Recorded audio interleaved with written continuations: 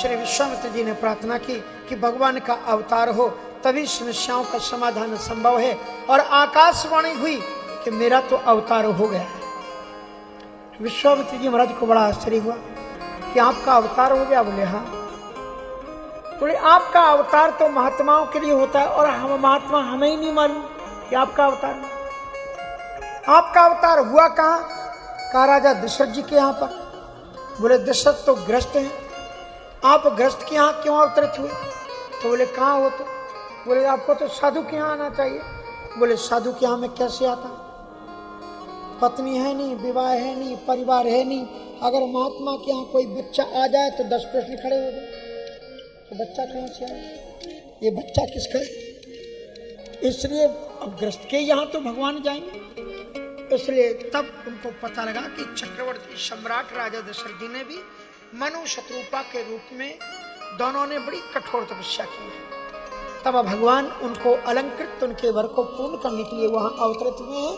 और तब विश्वामित्र जी ने निर्णय किया कि मुझे क्यों ना इनके पास जाकर के कि एही मिस देखो पद जाई और कर विनती आनो दो भाई।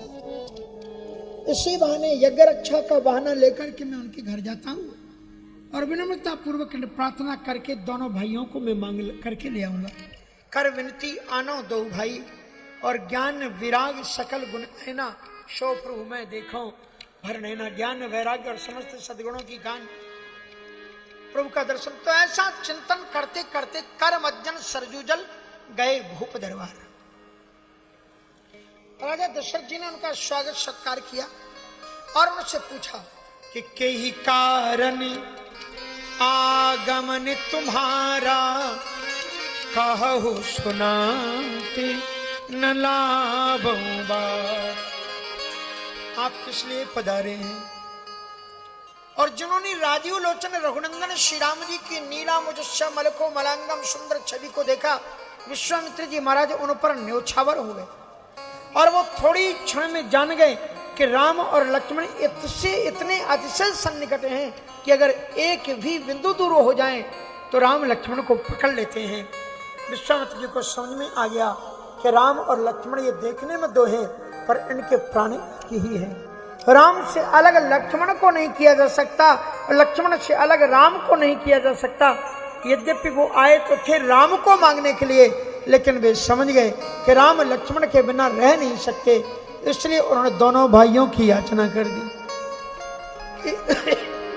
अनुज समेत देहु रघुनाथा और निश्चर बद मैं हो सना। बड़ी सुंदर बात विश्वामित्र जी महाराज कहते हैं कि महाराज क्षमा कीजिए, आपने कहा कि कई कारण आगमन तुम्हारा, कहो सो कर्ण लाभों बारा। आप किस निमित्त पधारे हैं? बस आपके मुखारविंद से वो शब्द निकलने की देरी होगी और आपकी आज्ञा पालन करने में मुझ में थोड़ी भी देर नहीं होगी। तो दशरथ जी ने बड़ी प्रशंसा की कि राजा विश्वामित्र जी ने बड़ी प्रशंसा की कि महाराज दानी राजा हो तो आप जैसा। अब उन्होंने क्या मांगा? बोले अनुज समेत देहु रघुनाथा निश्चर बद मैं हो सना। अनुज मानी छोटे भाई लक्ष्मण के समेत मुझे रघुनाथ दी। इनसे क्या होगा? बोले निशाचरों का वध भी हो जाएगा और मैं जो अनाथ हो गया हूं वो सनाथ हो जाऊंगा। अनाथ कैसे हो गए अभी थोड़ी देर में हम आपको बताएंगे। विश्वामित्र जी अनाथ हैं। कहते हैं निश्चर वध में हो सनाथ अनुज समेत देहु रघुनाथ। और इतना सुनते ही दशरथ जी महाराज दुख में डूब गए कि महाराज मैंने तो ये सोचा कि आपने बड़ी कठोर तपस्या करके 60,000 वर्ष गायत्री मंत्र की जप की साधना करके विश्वामित्र जी राजर्षि से ब्रह्मर्षि बने। मैंने सोचा है आप में ब्राह्मण के लक्षण भी आ गए हों। बोले तो मुझे कौन सी कमी तुम्हें दिखलाई पड़े? ब्राह्मण मांगता है तो मैंने भी मांग दिया और क्या किया। कहा महाराज ब्राह्मण मांगता है ये तो बात सही है, लेकिन ब्राह्मण जो मांगता है वो ये नहीं मांगता जो आप मांग रहे हैं। बोले तो ये आप ही बता दो ब्राह्मण क्या मांगता है। कहा मांगहु भूमि धेनु धन कोसा सर्व सुदेव आज से। मांगहु भूमि धेनु धन। ब्राह्मण ज्यादातर राजाओं के पास जाते थे तो ये तीन चीजें मांगते थे। या तो गुरुकुल खोलने के लिए भूमि का दान मांगते थे कि महाराज हमें गुरुकुल खोलना है, और गुरुकुल के लिए भूमि के दान से बढ़कर के कोई भी दान नहीं। प्राचीन काल में भूमि दान होता था, अब कहां होता है। आप कहेंगे महाराज हमारे पास में भूमि है ही नहीं तो हम कहां से आपको भूमि दान करें। तो खरीदो और फिर कर दो। पैसा होगा, पैसा से खरीदो कर दो। और प्रयाग में तो फिर पूछनी क्या है, बड़ा अच्छे लाभ। गुरुकुल खुले और बच्चे पढ़ें तो इससे बड़ा और सब। अभी मालूम है, मैंने सोचा कि बच्चों की तो पढ़ाई होती है लेकिन हम बराबर न्याय नहीं कर रहे। बेटियों के लिए भी देखो ऐसी ऐसी बेटियां बैठी हुई हैं, इनके लिए भी संस्कृत गुरुकुल होना चाहिए। और हमारी शिष्या यहाँ मैत्री जी आपने का प्रवचन भी प्रारंभ में सुन रहे होंगे, योग का बच्चों के लिए साधना भी कराती। और हमारी कुछ शिष्याएं जो कर्नाटक में पढ़ रही हैं उनकी भी कथा भी आगे से शुरू 1 तारीख से शुरू होगी। तो उनके जब उनकी पढ़ाई पूरी हो जाएगी तो वाराणसी में ही गंगा जी के उस पर एक वेदांत कन्या गुरुकुल की स्थापना अत्यंत शीघ्र होने जा रही है। रामानंद विश्व प्राणी परिषद की बात है।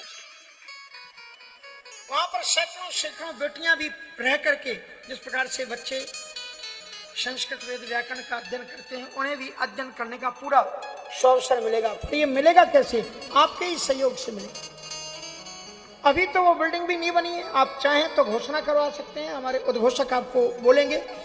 लेकिन अब आप करो कि हम माइक में बुलवा लें महाराज जी 1225 रुपया बोल दो हम भी देंगे। ईंटें ही नहीं मिलेंगे हमें 100 रुपया, तो कहाँ से हम बोले बताओ। और लोगों को सुने अरे पता नहीं 1 लाख बोले होंगे। तो थोड़ा सा स्कूल बने ऐसी कोशिश करो, एक एक कमरा बने। और अभी हमारे तो अच्छी नियम चला है कि अगर ज्यादा नहीं तो 1 गज जमीन का जो हो उसका भी दान करो, तो उससे भी कन्या ये आपकी बेटियां पढ़ेंगी। हमारा संस्कृत का ह्रास क्यों हुआ?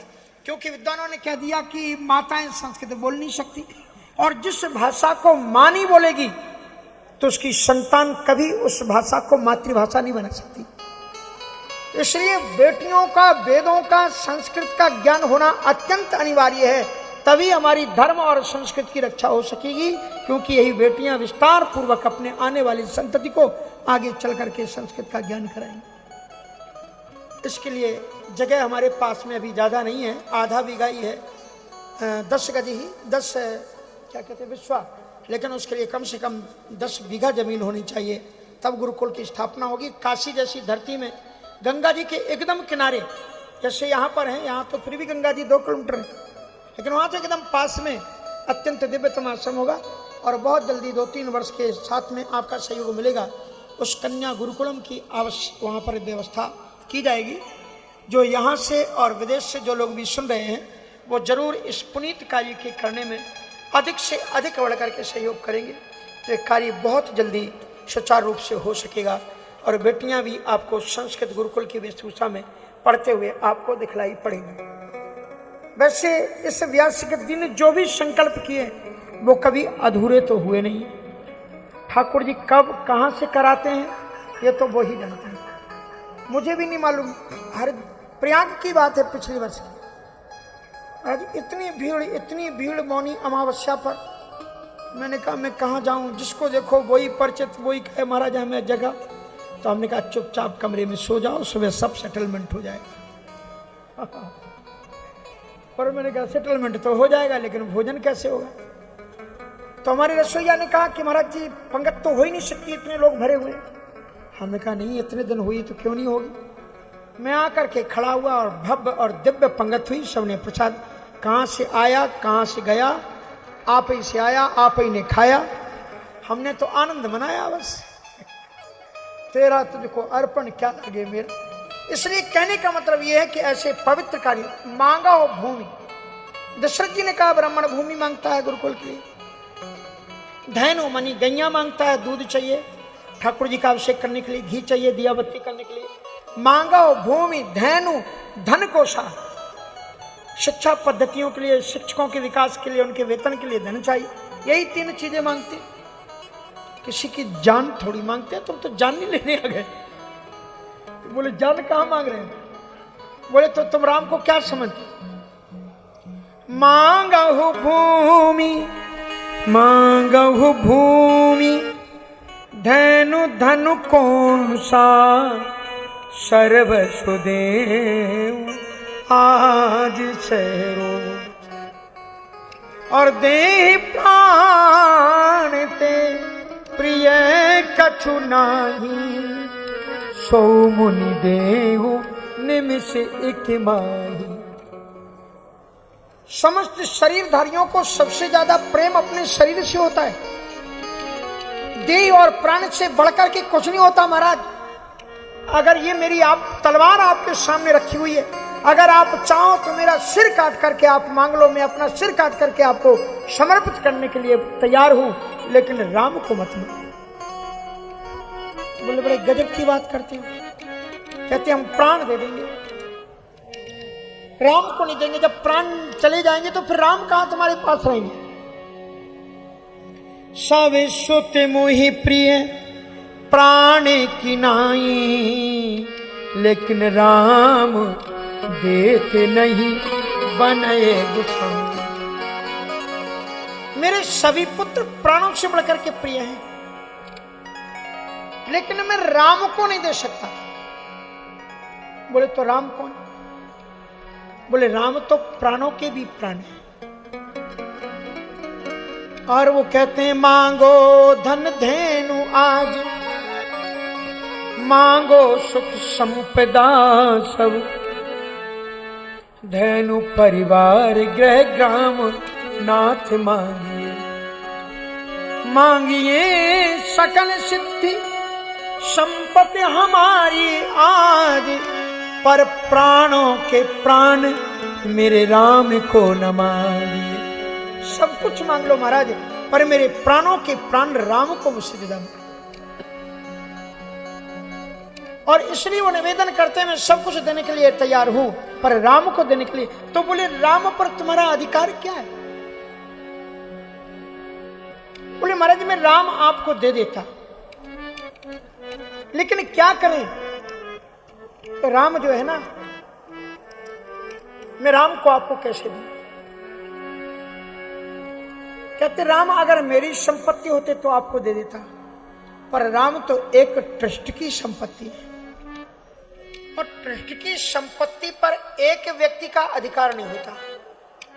उसमें एक कमेटी ट्रस्ट मंडल होता है, उसका एक अध्यक्ष होता है, पदाधिकारी, सारी मीटिंग होती है, उसके बाद में फिर प्रस्ताव रखा जाता है, तब कुछ निर्णय लिया जा सकता है।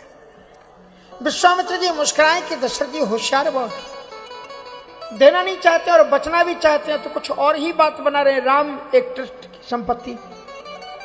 तो विश्वामित्र जी ने कहा जल्दी बता, इसके ट्रस्टी के प्रेसिडेंट कौन है और इसके ट्रस्टी के सदस्यगण कौन है? बोले मुनि जन धन सर्वस शिव प्राण, मुनि जन धन सर्वस शिव प्राण, मुनि जन धन सर्वस शिव प्राण, मुनि जन धन सर्वस शिव प्राण, पाल के नीरस यही सुख मान, बाल के नीरस यही सुख मान। बोले उस ट्रस्ट के सदस्य मेंबरगण ऋषि मुनि लोग हैं, और बोले अध्यक्ष का सर्वस्व शिव प्राण, भगवान शिव इसके सर्वाध्यक्ष। देन हुआ यू, फिर आप कौन हो? कहा बाल के लीरस ते ही सुख मारा, मैं तो इनकी बाल लीलाओं को देखने का केवल पहरेदार हूं। बोले अच्छा पहरेदार, तो बोले तुम्हारी पहरेदारी अब खत्म, क्योंकि बाल लीलाओं की तुम्हारी पहरेदारी थी, बाल केली रस। लेकिन अब ये बच्चे थोड़ी रहे, और आप कह रहे हो कि ऋषिमुनियों की संपत्ति है, तो हमारी दाढ़ी को देखो, क्या हम आपको ऋषिमुनि नजर नहीं आते?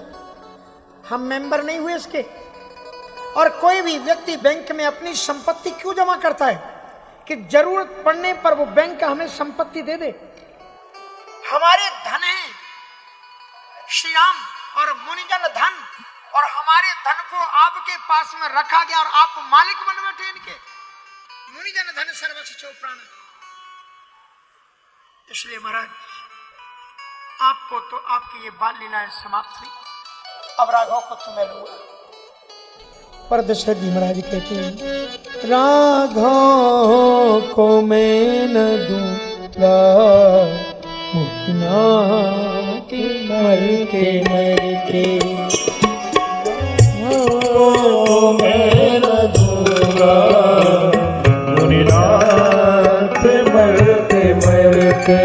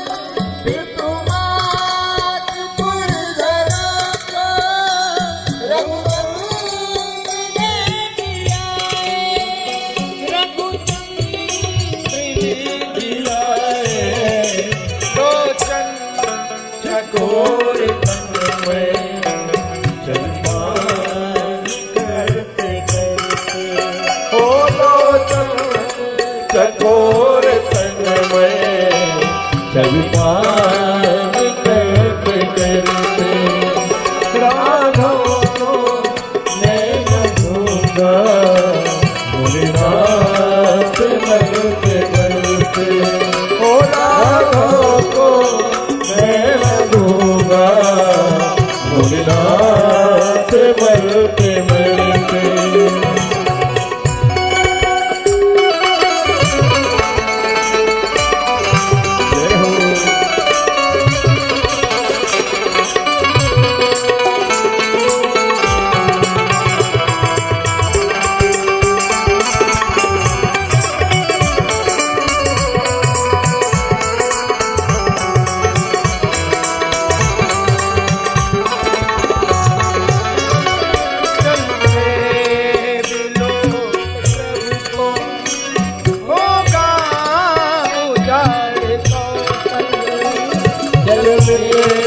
बिलोक प्रभु को होगा उजाड़ कौशल मंगल भवन के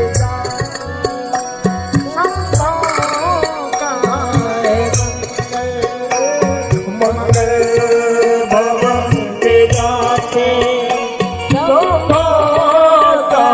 से मंगल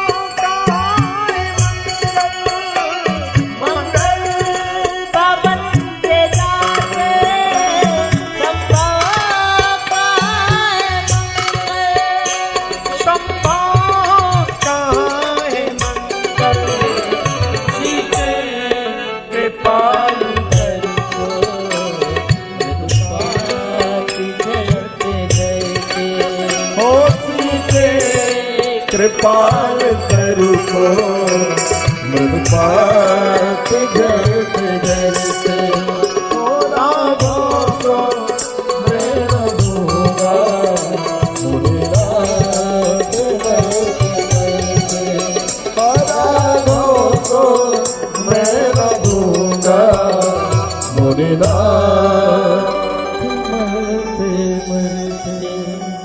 दशरथ महाराज चरणों में गिर पड़े। कहा कि महाराज तलवार आपके सामने है, आप चाहो तो सौभाग्य दशरथ के सिर को काट दो, और मेरे प्राणधन जीवन राम को मुझसे मत जुदा करो, क्योंकि राम के बिना मेरा जीवन संभव नहीं है। रोते हुए दशरथ जी के भाग्य की सराहना विश्वामित्र जी ने मन ही मन में की,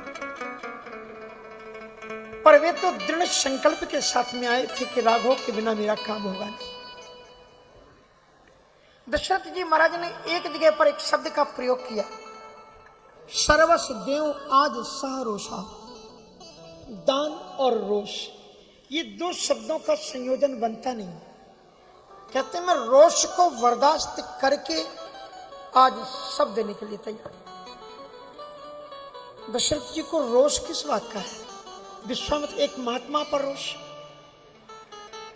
दशरथ जी ने रोते हुए कहा कि महाराज क्षमा कीजिएगा, आप बड़े दीर्घकालीन ऋषि हैं। स्कूल में जब हम पढ़ते थे तो हमें एक पुस्तक पढ़ाई जाती थी जिसका नाम था हमारे पूर्वज। महाराज हमारे पूर्वज में हमने हमारे पूर्वज राजा हरिश्चंद्र का चरित्र पढ़ा है। आपकी उसमें बड़ी अहम भूमिका है। आप बड़े निष्ठुर हो। राजा हरिश्चंद्र की कहानी को अगर आप देखो तो दुनिया के लोग धीरे धीरे उसको भूल रहे हैं। पहले भारतवर्ष के गांव और नुक्कड़ों में हरिश्चंद्र के नाटक दिखाए जाते थे। महात्मा गांधी जी ने अपने जीवन पर जब पुस्तक में लिखा है तो कहा है मेरे जीवन पर हरिश्चंद्र नाटक का बहुत बड़ा प्रभाव पड़ा। उससे मैंने अपने जीवन में सत्य पथ पर चलने की प्रेरणा ली। और अगर आज आप अपने बच्चों से पूछो तो उन्हें यही नहीं मालूम होगा कि हरिश्चंद्र का बेटा कौन था, हरिश्चंद्र की पत्नी कौन थी। हम भूल गए उन महापुरुषों। राजा हरिश्चंद्र की कहानी यह है कि उन्होंने स्वप्न में देखा कि उन्होंने विश्वामित्र जी को राज्य दान कर दिया। जरा देखिए हमारे भारतवर्ष के कैसे सत्यवादी राजा होते थे। स्वप्न में देखा कि विश्वामित्र जी को उन्होंने राज्य दान कर दिया है। सुबह उठते ही मंत्री को बुलाया कि महाराज विश्वामित्र जी को सूचित करो कि उन्हें महाराज हरिश्चंद्र ने राज्य दे दिया है, इसलिए वे अपने राज्य काज को संभालने के लिए आ जाए। विश्वामित्र जी का आगमन हुआ और राजा हरिश्चंद्र ने संकल्प पूर्वक अपने राज्य की चाबी, सारे के सारे कागजात उनको सुपुर्द कर दिए। विश्वामित्र जी महाराज की बड़ी कठिन परीक्षा अब शुरू हुई। विश्वामित्र जी ने कहा कि राजन, ये तो तुम स्वप्न में तुम मुझे पहले ही दे चुके थे, तुमने नया मुझे क्या दिया? अब जो मैं आया हूं उस पर भी तो तुम्हें कुछ दान देना चाहिए। बोले हाँ जरूर, मांगिए, आप क्या मांगते? और तब उन्होंने क्या मांगा? उन्होंने राजा हरिश्चंद्र से 60 भार सोना मांगा। कितना? 60 भार सोना। तो राजा हरिश्चंद्र ने प्रसन्न होकर के मंत्री को आज्ञा दी कि जाओ कोष से स्वर्ण समर्पित करो। विश्वामित्र जी ने कहा कि आपने मुझे मूर्ख समझ रखा है। जब इस राज्य का राजा मैं हो गया तो अब इस सोने पर आपका क्या अधिकार है? राजा हरिश्चंद्र ने कहा फिर मैं कहां से? बोले तुम्हारे ये मुकुट भी तुम्हारा नहीं है, तुम्हारे हाथों के कंगन कुछ भी तुम्हारा नहीं, ये तो सब मेरा है। और तब एक निर्णय पर पहुंचे कि और कोई उपाय था नहीं। बोले फिर आप मुझे बेच करके ये धन अर्जित कीजिए। इतना बड़ा विख्यात राजा हरिश्चंद्र तो विश्वामित्र जी के पीछे पीछे चला और काशी की नगरी में आकर के राजा हरिश्चंद्र ने अपनी पत्नी का दाम लगाया। सोचो उस राजा को कितना दुख हुआ होगा। जब राजा हरिश्चंद्र चले तो उनके साथ में जैसे राम के पीछे सीता चलती हैं, उसी तरह से राजा हरिश्चंद्र के पीछे तारामती चलती है। तारामती रानी कितनी सती, कितनी पतिव्रता नारी है। अगर ये जानना हो तो कभी लोगों का जागरण सुनना। पंजाब की परंपरा है, अब तो पूरे भारत में चलता है जागरण। जो लोग सुनते हैं उन्हें मालूम होगा कि जागरण की समाप्ति कैसे होती है। जागरण के अंत में सती तारामती की कहानी कही जाती है। मानी भगवती दुर्गा भी तारामती की कहानी को सुनकर के आनंद का अनुभव करती। इतनी पतिव्रता नारी थी। वो नारी उनके साथ में चली है। उनका दुधमुहा बच्चा, छोटा सा 12 वर्ष का बेटा रोहिताश उनके साथ में चलता है। जो इतनी महान पतिव्रता नारी हो और वो पति जब अपनी पत्नी को बेच रहा होगा, सोचो उसके दिल पर क्या गुजर रही होगी, कितना दुखी हुआ होगा। लेकिन धर्मो रक्षति रक्षता, धर्म आकर के रक्षा कर लेता है विषम परिस्थिति में। उनकी पत्नी को एक कर्मकांडी श्रेष्ठ ब्राह्मण ने आके खरीदा और उसी ब्राह्मण को यह लगा ये साक्षात ईश्वर के प्रतिमूर्ति वहां पर आते हैं कि विश्वामित्र तो कर्म रक्षा करता है। भगवान ने भेज दिया, पंडित जी आए और उन्होंने देखा कि मां के बिना ये बच्चा कैसे रहेगा। उन्हीं पंडित जी ने देखो 2 लोगों को धनाढ्य बताया। एक वो चांडाल जो शमशान घाट पर है, जो राजा हरिश्चंद्र को खरीदता है 20 भार सोने में, और पंडित जी उनकी पत्नी तारामती और उनके बेटे को, दोनों को खरीदना। सोचिए कितना कठिन जीवन था। विश्वामित्र जी ने कितनी कठोर, जिस राजा ने स्वप्न में दिए हुए राज्य को समर्पित कर दिया उसे धन्यवाद देना चाहिए, उसकी बजाय उन्होंने और कठिन परीक्षा ली और काशी के शमशान में राजा को बेचा और पंडित जी के हाथों पत्नी और बेटे को बेच दिया। बेटे को बेच दिया। इतने पर ही विश्वामित्र जी नहीं रुके और कठोर परीक्षा ली। पंडित जी की आज्ञा उस बच्चे के लिए थी, बेटा तुम पूजा के लिए रोज उपवन से पुष्प लेकर के आया करो। रोहिताश जब पुष्प वाटिका में जाकर के फूलों को चयन कर रहे थे। विश्वामित्र जी महाराज ने भयानक एक विषधर भुजंग का रूप धारण किया, सर्प का, और सर्प बनकर के उनके रोहिताश को डस लिया। इतना भयानक विष जब उसमें अंदर प्रविष्ट हुआ, देखते ही देखते बालक नीला पड़ गया। विश्वामित्र जी की क्रोध की पराकाष्ठा यहीं पर नहीं रुकती, निष्ठुरता की पराकाष्ठा। जिस पंडित के घर में उनकी मां रहती थी, उसके पास में जाकर के उन्होंने आवाज लगाई। क्या कहा? फूल तोड़ने बाग में गयो कौन कोला, उसे सर्प ने डस लिया आंखों देखा। मां तड़पते तड़पते उपवन के उस जगह पर पहुंची जहां उनका बेटा अर्धमृत अवस्था में पड़ा। तड़पते हुए बच्चे को अपनी गोद में उठा करके बहुत विलाप तारामती करती है और बच्चे को उठाकर स्मशान में ले जाती है। जरा कहानी सुनिए हमारे भारत के कैसे कैसे महापुरुष हुए। स्मशान में जाकर के टैक्स देना होता है और उसका ठेका कालू मेहतर का है। आज भी आप हमारे बनारस में 2 घाट हैं।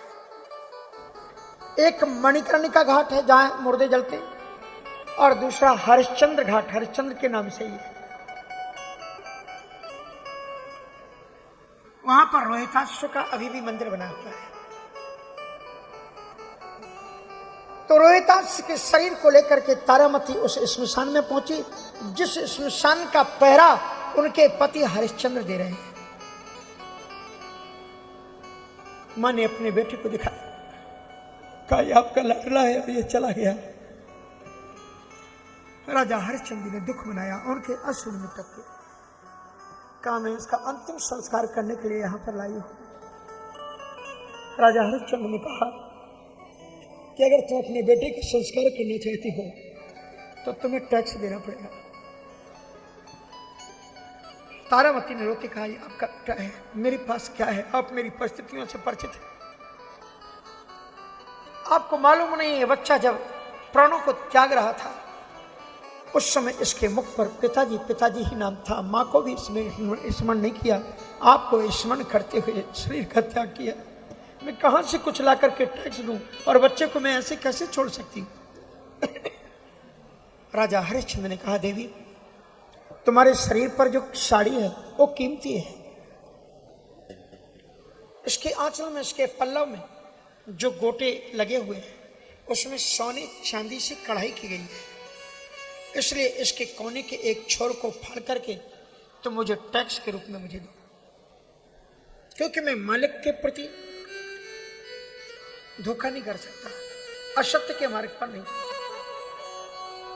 और फिर पत्नी कहती है कि जो पति अपनी पत्नी के अंग को ढकने के लिए वस्त्र देता है, महाराज हरिश्चंद्र अपनी पत्नी से टैक्स में उनके वस्त्र को मांगते हैं। अंत में उनके बच्चे का वहां संस्कार, और छोटे बच्चों को जलाया नहीं जाता, जमीन में स्थान दिया जाता है, वो वहां गाड़ करके चलेंगे। लेकिन मां अपनी ममता को संभाल नहीं सकी, रात में चीखी और चिल्लाई और उसे फिर अपने लाडले का, अपने लला का मुख देखने का मन किया।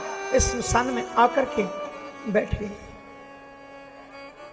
पागलों की तरह उसने फिर उस चिता को खोला और बच्चे की लाश को निकाल करके अपनी गोद में, हे लाल, हे प्यारे, तुम कहां चले गए, तड़प रहे थे।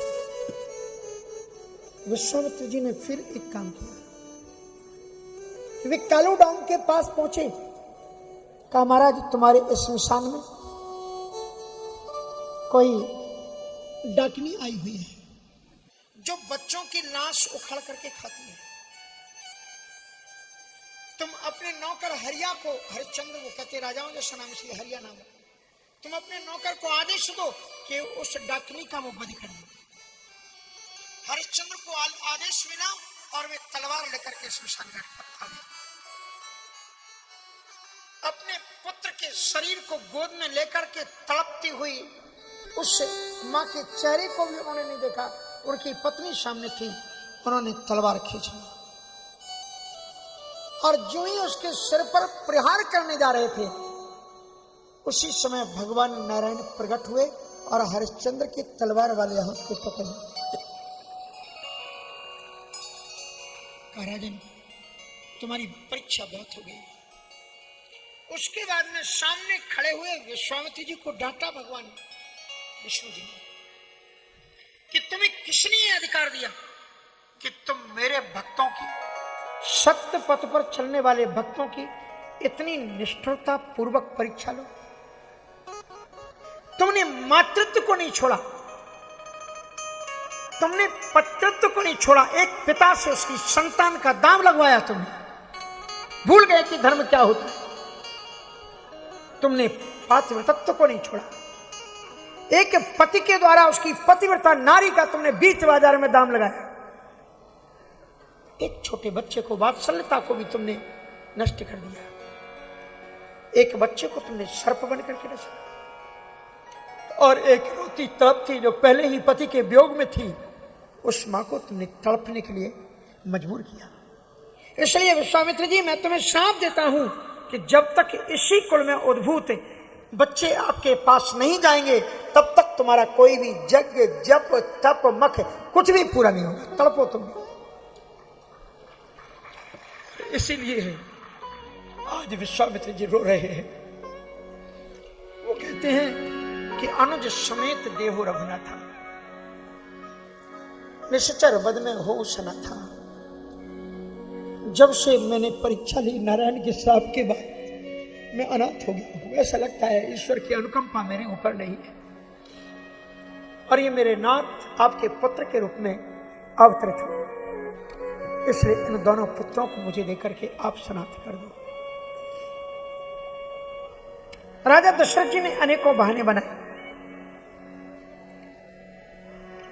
लेकिन विश्वामित्र जी तो ये सोच करके आए थे कि यदि वो नहीं देंगे तो मैं उन्हीं के सामने रोऊंगा, गिड़गिड़ाऊंगा, अंत में आत्महत्या की भी धमकी दूंगा। लेकिन आगे कदम बढ़ता, उसके पहले महर्षि वशिष्ठ जी बीच में आ गए। तब वशिष्ठ बहुविधि समझावा, तब वशिष्ठ बहुविधि समझावा, तब वशिष्ठ